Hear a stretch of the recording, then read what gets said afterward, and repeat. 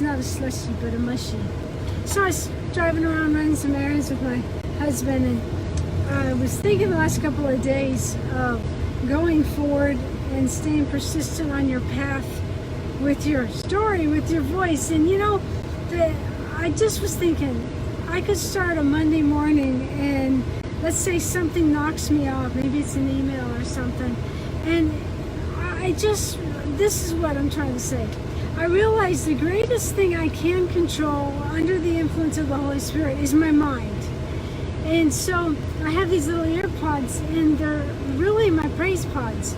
So one of the best ways to go forward and to be able to take captive every thought is by go ahead and being real. We talked about the steps. Stay focused, be real, bring God into the moment. But one of the ways God told me this week, especially, I know it's only Tuesday, but he said, Teresa, I want you to take captive any thought, but before it even hits you, I want you to do something. I said, okay, God, that's cool. He said, I want you to up your praise. I want you to up your worship. My husband has this phrase that he says, the greater your breakthrough means the greater your worship. It's not a works mentality, but it's a okay, I'm gonna get my mind off myself and think about God and put him into the picture, into the calculation. And I was kind of texting back and forth with one of the members in my group in the Kingdom Mentor Academy. You can find out more at redeemyourvoice.com. She had a great questions, and maybe you can relate to this. She's a mom, or maybe you're not a mom, but she was just processing via text of going through day in and day out. And no thank you. She's got these great dreams and big dreams in her mind. And so I shared a couple things which God shared with me about what's going on in here. So this is one thing I'll share with you that God was sharing with me. Like I'm in a place of still going forward. I'm in a place of realizing I've got to put my emphasis on my family, my son, my husband, my son. And when there's times when you kind of feel like no one understands your dreams, it's like, this is what it's like. It's like you're David in the fields taking care of the sheep, okay? And when Samuel came around to Jesse's house to anoint the next king, right? It was like he went by one son, by one son, by one son. And Samuel said, do you have any more sons? And Jesse had one more son. He was out in the fields, out in the drudgery, out in the mundane, taking care of the sheep day in and day out. And he brought David in, and of course Samuel anointed him king. So there may be some Jessies in your life that don't, this is just what I thought in regards to the text. There may be some Jessies in your life that don't realize the greatness and the visions and what God's put on your life. But the beautiful thing is, as you trust the process and you don't let the Jessies not picking you or bringing you out from the field keep you off course, you realize in the day in and day out, you can find joy in the moment. You can find a way to keep your mind occupied. What did David do when he's out in the fields? What did David do? He sang. He worshiped. I mean, the whole Psalms are so much of what David was doing all through his life. But, the Lord is my shepherd, I shall not want. He makes me lie down in green pastures and leads me beside still waters. He restores my soul. He guides me in the path of righteousness for his name's sake. Yea, though I walk through the valley of darkness, I will not fear, for you are with me. You prepare a table before me in the presence of my enemies. You anoint my head with oil. My cup overflows. Surely goodness and mercy shall follow me all the days of my life. David did what we should do, is focus our mind on what God says. The Lord is your shepherd, you shall not want. The Lord is your best friend, you shall not want. And so where's the battlefield? The battlefield's up here. If I start to think negative, or we've been going over rejection in the voice camp, double doozy one, because it's such a pivotal subject.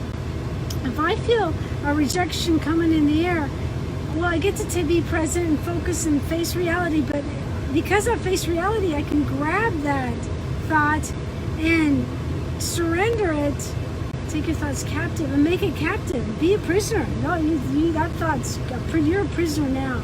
You're going to the pit of hell. I'm going to prophesy over my future, and you're not included, so get out. I'm just being real. So the greatest battle you get to win every single day, I look real white, sorry about that, is in your mind. Isn't that exciting? I hope that's exciting. Am I videoing this and I'm upside down? I'm sorry, just go like this. So just some thoughts on a very hot, it's so hot my slushy is not a slushy. It's just, bleh. My husband was trying to treat me to a slushy. I barely got it out of the machine and it's a mushy now, but it's on. So it's a treat, just hang it out. But I will say this, one thing that I do to kind of continue to guard my mind is there's certain podcasts I really like. A shout out to Jennifer Allwood, ALLWOOD. She's in my ear quite often. I love Jen Stockman from Bethel, Atlanta. There's a guy named, I can't think of his name, Peter Scazzaro. I like listening to him. I haven't listened to him in a while. So that's the way I keep my mind captive. I listen to, I'm trying to think of who else I listen to. I listen to a lot of praise and worship. So take advantage of the moment you have. Even if it's just driving home from work, use that time as your praise tabernacle, or going to work. Say, hey, my vehicle's a praise tabernacle. I'm going to fill this vehicle with worship and songs. I'm going to worship while I wait, until I get around that corner. I'm going to worship while I go forward with what God's put in my voice to share it, to find it, to share it, to market it. I'm going to take thought, every thought that goes against what God has said in my life. I'm going to make declarations. I'm going to speak truth of who I am over my life. So just some thoughts on a very, very hot Atlanta day.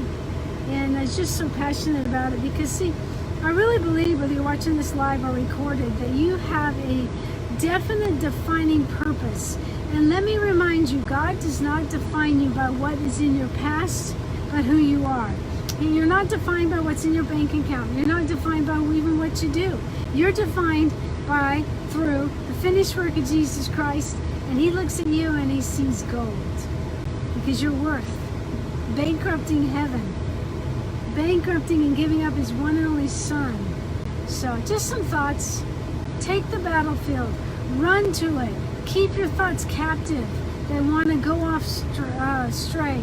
You're in a battle, but guess what? You win. Because of the finished work of Jesus Christ, you win. Rise up in your spirit. Your spirit is more alive than anything else. When your soul wants to take you out for the count, just say, wait a minute. I've been crucified with Christ. It's no longer I who live, but Christ lives in me. And the life that I live in the flesh, my soul, my mind, my will, the life that I live in the flesh, I live by faith in the Son of God who loved me and delivered Himself up for me. So, I don't know, just some thoughts. The greatest battlefield is your mind, and guess what? You get to be responsible and take control of what you're thinking, what you're speaking, and what you're doing. It truly will make a difference in your voice. Hey, check us out. We're about to open up the Redeem Your Life Voice Camp, Finding Your Voice.